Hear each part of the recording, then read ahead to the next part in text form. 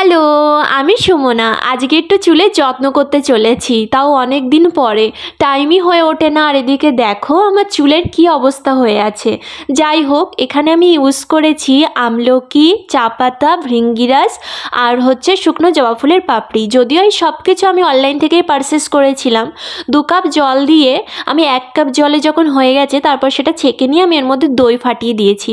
তারপরে মাস্কটা তৈরি হওয়ার পরে চুলের আগা থেকে গোড়া অবধি ভালোভাবে আমি অ্যাপ্লাই করে নিয়েছি। আর তোমরা তো সবাই জানো টক দই আর চা পাতা, আমলকি সমস্ত কিছুই কতটা আমাদের উপকারিত। আর ভৃঙ্গিরাজ আমাদের চুলের জন্য কতটা ভালো, আমাদের চুলকে কতটা মজবুত রাখে, খুশকি দূর করে, আর হচ্ছে চুলকে কতটা ঝকঝকে চকচকে করে তোলে, আর চুলের কতটা পুষ্টিকর।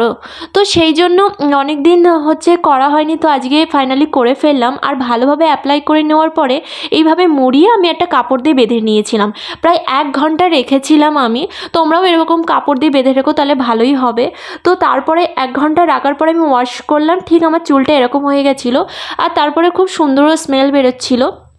আর তোমরা অবশ্যই বাড়িতে এরকমভাবে ইউজ করো, খুব সিল্কি, খুব শাইনি হবে। তো আজকের ভিডিওটা এই পর্যন্তই, দেখা হবে নেক্সট ভিডিওতে। বাই।